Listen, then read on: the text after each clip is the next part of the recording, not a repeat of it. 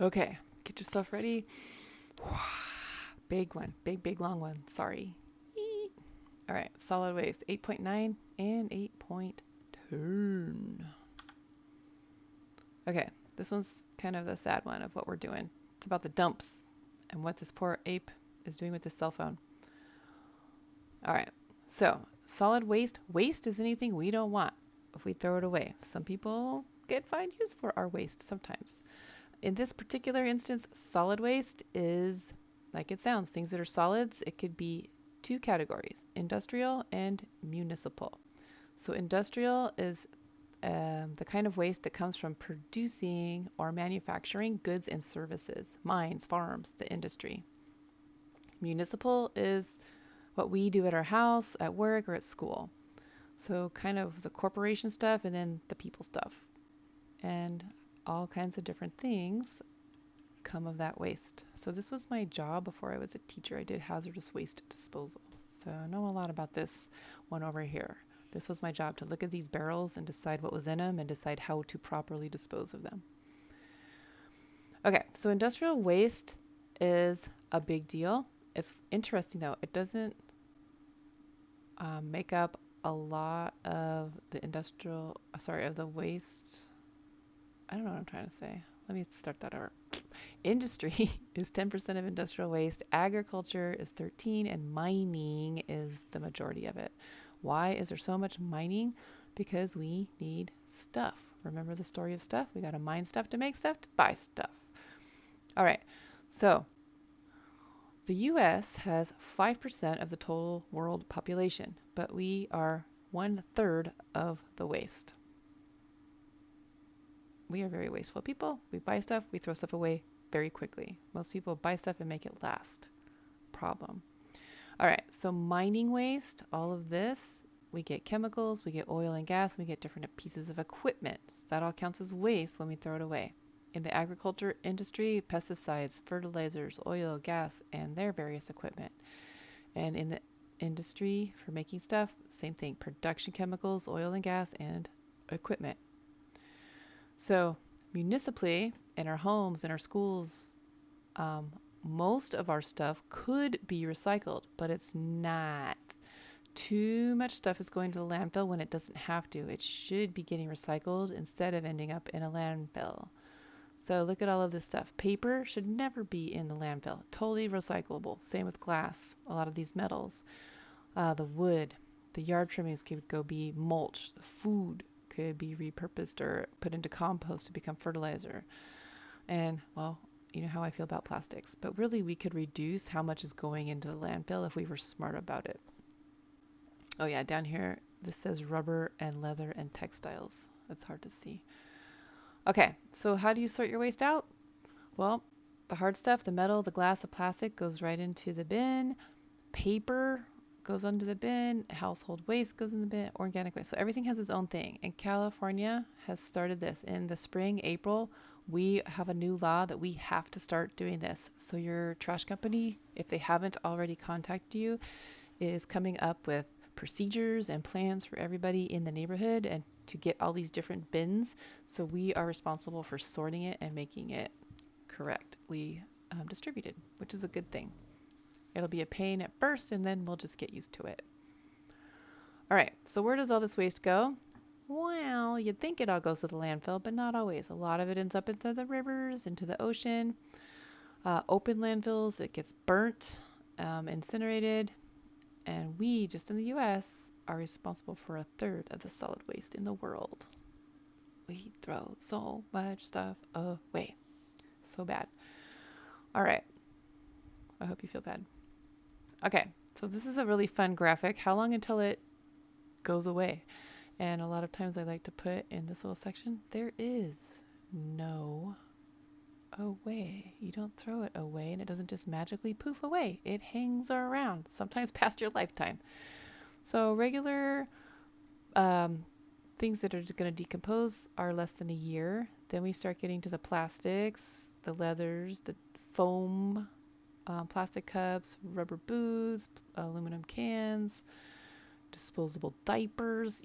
Eek. Think of all the babies, all the diapers It's all there. All the babies that have ever worn a diaper in their whole baby lives, all those diapers are still on this planet because diapers are not 450 years old. They're like invented, I think, in the late 70s, early 80s. So every baby ever, their diaper is still here. Oh, okay. Plastic beverage bottles, monofilament fish line, and then a glass bottle. So a lot of this stuff just hangs out. 40 tons of debris on our beaches every year. 80% of it could get recycled. What? All right, so what can we do with it? We have three options with our waste. Bury it, burn it, or send it somewhere else. Ship it away. Remember NIMBY, not in my backyard? That would be the shipping one. Give it to someone else. Let them deal with our trash. That sounds like a great idea.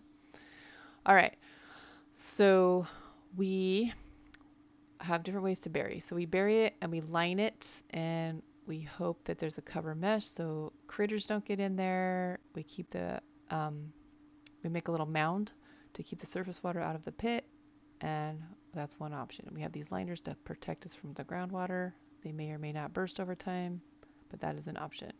The other thing we do is we put the waste into this pit, we send it to an incinerator, and we burn it. We can turn this into an energy source while we're burning it. We can boil water and create electricity.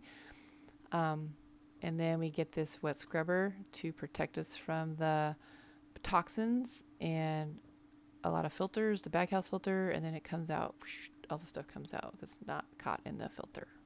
Eek. All right.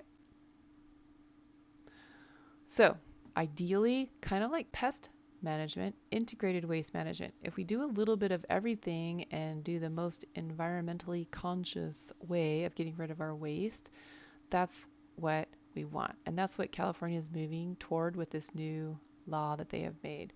So if we separate this all out, then we know, okay, the really bad stuff we got to deal with, like my old job. Mixed waste we can burn if it's like those juice pouches that have like the foil and the paper and the plastic all together. You can't separate that out. So maybe it goes to the landfill or we burn that. But the other stuff we can turn into new products, and we don't have to keep chopping down virgin materials to make these new products. So this is a win-win, and hopefully more people are going to move and vote so this happens. You have the power at the voting booth to make this kind of change happen. I hope you do.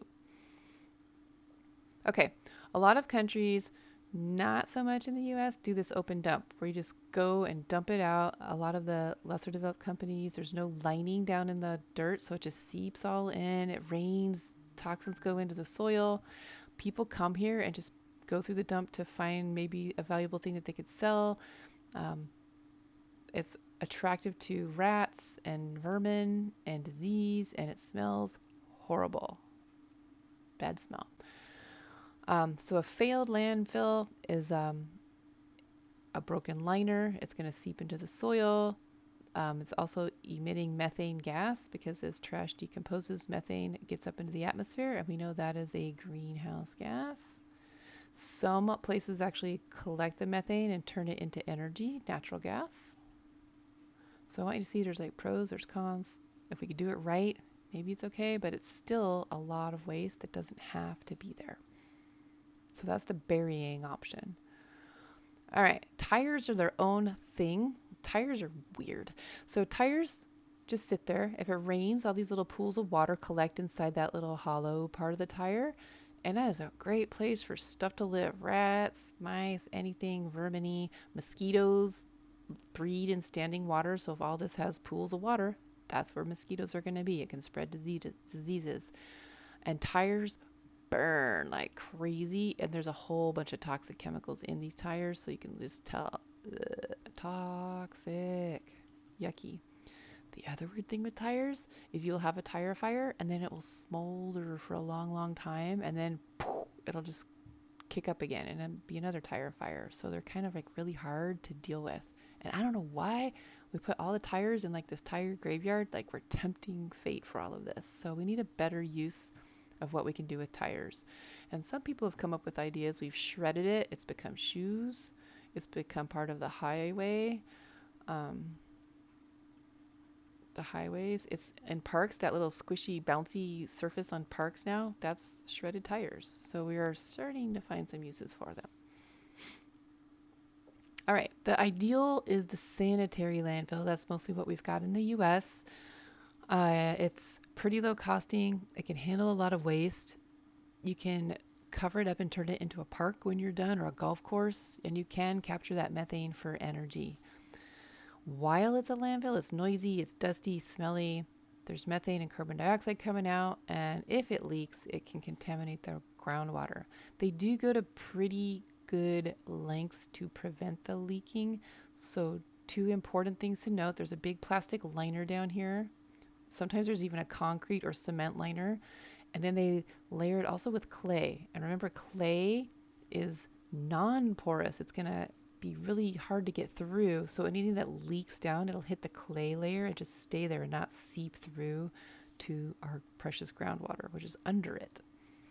So that's important. So that clay lining and that plastic lining and some concrete is what's going to block it. And then as it decomposes, methane's going to eke out, and they capture it.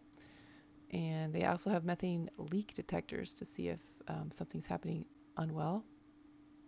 And these gas recovery wells will turn into energy. So that's good. A lot of the dumps are self-contained and off the grid because they just use the methane to run the buildings that they need, and they use that for the electricity energy. Okay, so once you fill up a landfill, here's what it looks like. You can turn it into open space, parks, golf courses, and the methane can continue to be captured to turn into energy. So it's not too bad. All right, the burning option. So these are waste incinerators, incineration. The ash goes to the landfill, but once you take a big thing and burn it down into ash, it's a much smaller quantity to put into the landfill. So a lot of people for a long time were like, let's burn everything and just put the little tiny ash in. But that was hard too because a lot of pollutant got out. And more toxic stuff could get into the atmosphere because of the chemical reactions happening from burning stuff together. One kind of interesting side thing, so we put the waste into the waste pit, you put it into the furnace, you burn it, which boils water, which can do this whole turbine electricity thing. So that's, I guess, cool if we're going to do it anyway. Then it goes through this wet scrubber to pull out the SOxes, and then the NOxes and the particulates, the PM10s, are all going to get captured in these various types of filter. So this is dirty water with pollutants, and it will go to a wastewater treatment plant.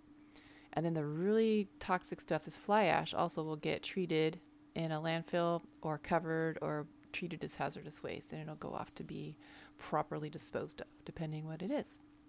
And then the rest goes into the atmosphere, whatever didn't get caught here. What is that? You've got to test those smokestacks to find out. All right, dumping in the ocean. Please read this little link here about ocean dumping. But we have those garbage patches, the Pacific garbage patch, but there's other ones. All these gyres have the same problem. Look at these tires down here. People just dump their tires down there. Look at all this waste. So that whole boat it somewhere else, sometimes that somewhere else is the ocean, and that is not good. People thought they were taking it to another country to be incinerated or landfilled there, but it just ended up being dumped in the ocean. That's not a good option. All right, so when we ship it, one of the big things is our electronic waste, our e-waste. We ship it overseas, and this is just a crazy line of where all of our stuff goes, but we don't really track it that well. So it may or may not be sent there. And some of it is working equipment, but it's not.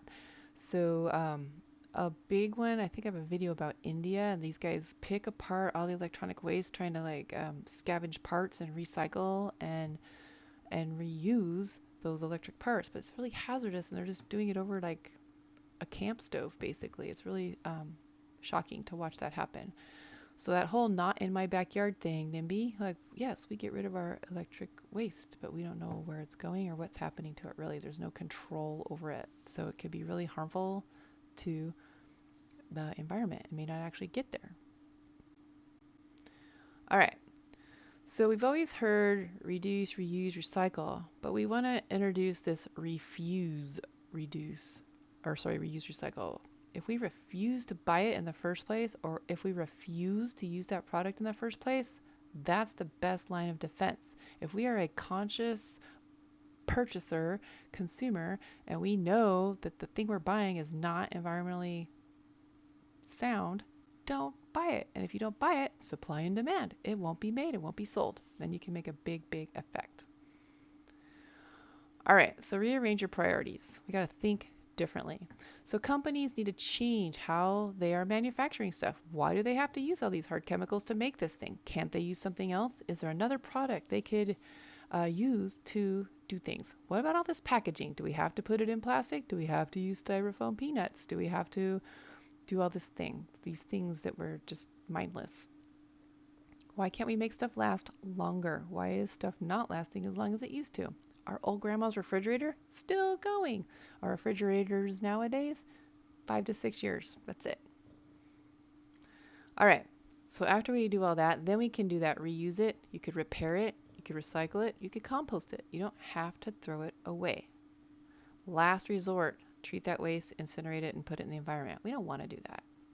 So we need to fix how we think about it. All right, composting. You're going to start needing to compost according to Governor Newsom. That is a new thing. So you can buy these little composting bins, and these are the directions, like what you can and can't put in them. So you can biodegrade your own trash, your food, your paper scraps, and make fertilizer for your lawns and your gardens. Some people don't like it because it can smell bad and it can attract rodents. Do not put meat scraps, fish, fats, dairy products, or pet waste in there. Those are not things that'll work. But the green things and these brown things, very good, and sprinkle water once in a while. So there's some guidelines on some websites you can watch about that, but we'll all be doing it soon per California law. All right, so municipal solid waste could be turned into energy. We can take all this landfill stuff and we can create heat and gas and synthetic gas, heat and power, biogas, landfill gas. So all of this is, energy we could be using instead of just burying. So if we're going to have all this waste, let's find uses for it. All right, so when you are out there, do you really need to buy it? Can I borrow it? Can I get it secondhand? Is it reusable when I'm done using it? Do I need to use the throwaway version of what could be reused? Do I need a plastic fork when I could use a metal fork? Do I need a straw? Can I actually just drink it from the cup? Does it need to be a paper cup or a plastic cup? Could I have a metal cup? So think about all these things. Email's been really, really a good thing because we used to get a whole bunch of stuff in the mail, like ads and catalogs, and we don't see those as much because it's all electronic now. So that's one good thing. All right. So this hazardous waste is anything that threatens human health or the environment. It can be a poison, it can be a reactive thing, a corrosive thing, a flammable thing. If you ever see this label on these drums or on anything, it means it's some kind of hazardous waste. And you should be alerted that, oh, this has a dangerous element to it, to the environment. Okay, so what are some hazards in your home? Everything. All right, stuff that cleans, disinfects, your toilet cleaners, your drain cleaners, window cleaners, spot removers, your paints, paint thinners, solvents, the paint strippers, the stains, the varnish, the lacquer, all these things, the batteries, the mercury and cadmium batteries, glues, pesticides and weed killers, ant killers, flea powders, gas, oil, antifreeze, battery acid, brake fluid, rust fluid. Oh my gosh, so much stuff. So you need to take these when they have household hazardous waste in your city, and they have places for you to bring it, or they have like little stations you can just drive by and drop it off. These should not ever go in the trash, and I know lots of people just throw it in the trash. No trash for these things. It just makes those landfills more toxic and more harmful. Okay, coltan. So coltan is an ingredient. It is a metal and it goes in your cell phone, and it is mined in the Congo jungle where the silverback gorilla lives, his only habitat. And his habitat is shrinking and being destroyed because of this ingredient to put in our cell phones. Why aren't we recycling our cell phones? Recycle your cell phones. Okay, so e-waste isn't getting recycled. It's very toxic and it's dangerous to the people that have to go mine it. So coltan is a capacitor, which is used in electric devices, mobile phones, computers, and we have to mine it out. Like I said, 80% of the world's coltan comes out of the Democratic Republic of Congo, which is gorilla habitat. So it's kind of this horrible cycly thing. Conflict, illegal mining have led to a 70% decline of the population of the gorilla. Recycling your phone is better, so please do that.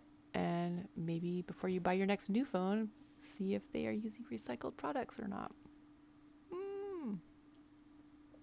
Okay, when waste is considered hazardous and can't or shouldn't go into a normal landfill, it goes to a TSDF, a treatment storage disposal facility, where they treat the waste, they convert it using chemistry into less hazardous or non-hazardous waste, and then they store it. And the way they store it is they either put it in a really secure landfill in the ground, or they inject it, if it's a liquid, way below the water table.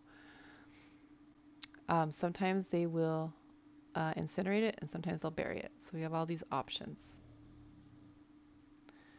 All right.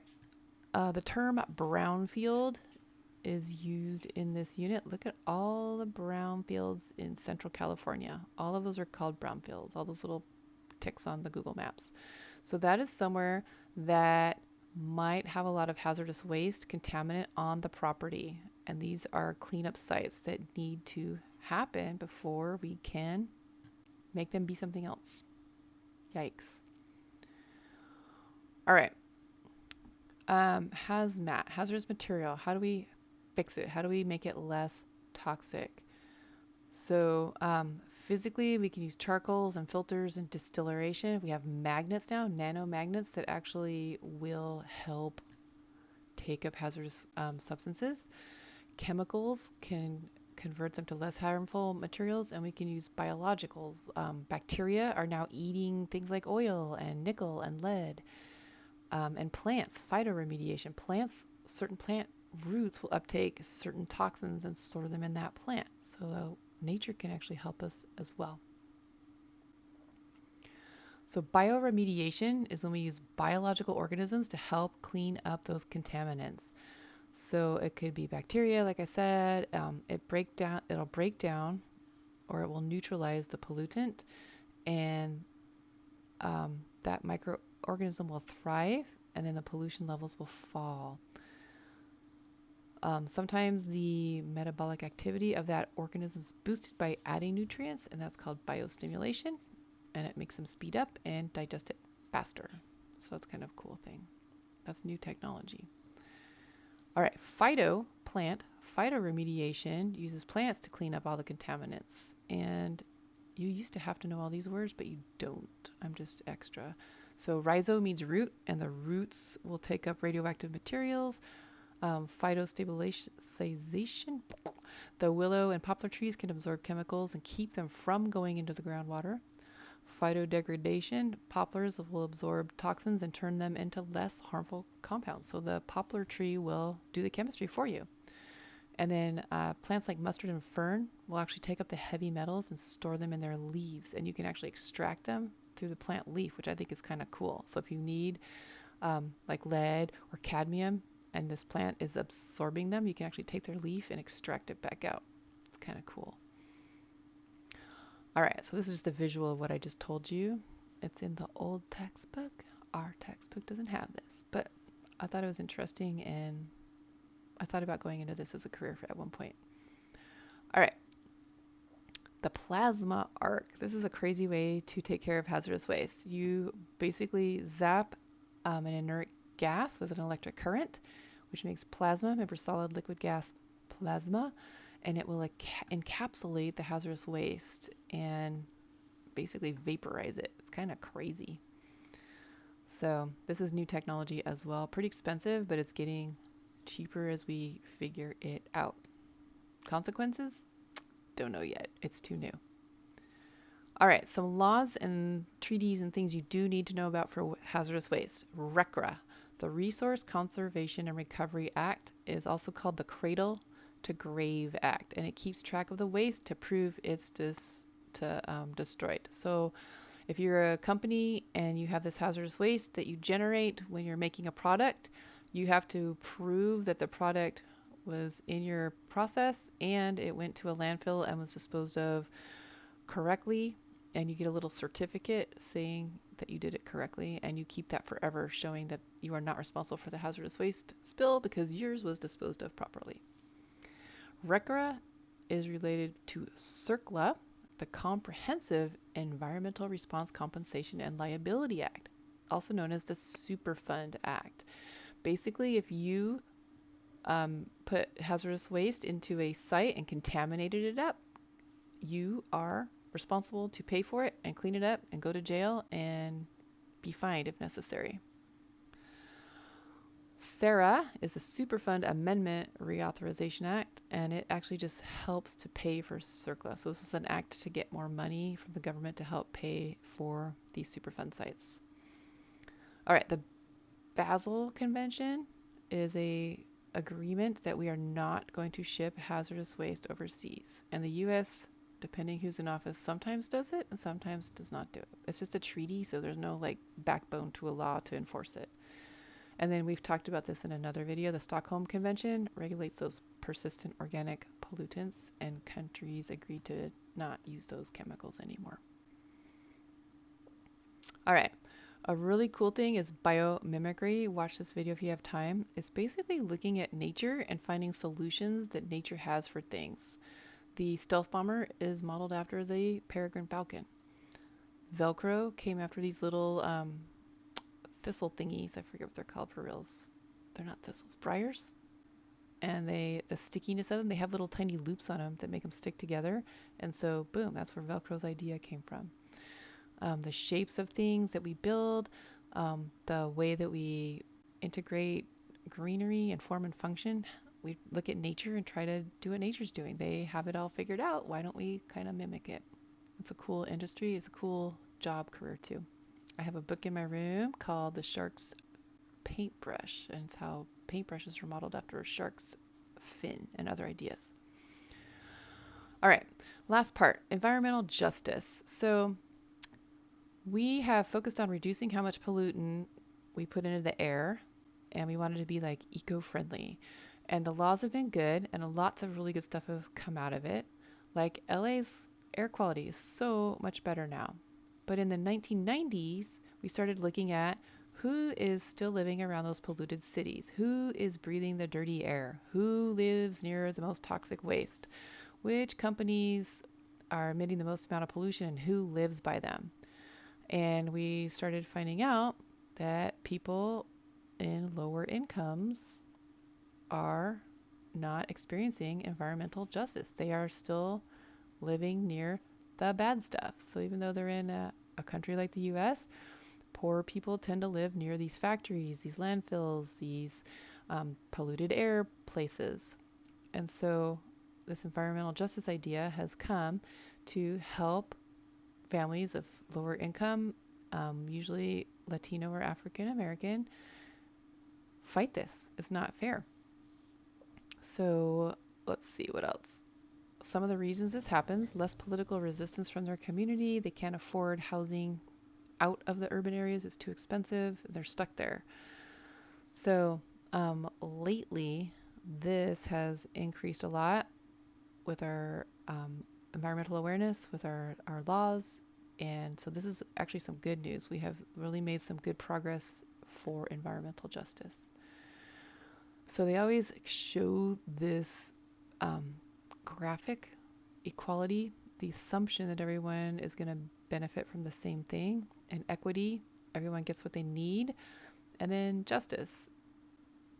So the cause of the inequity was just totally removed. So if we look at this environmentally, we're all going to have some sort of a pollution situation, and we need to remove it so it's all fair for everybody.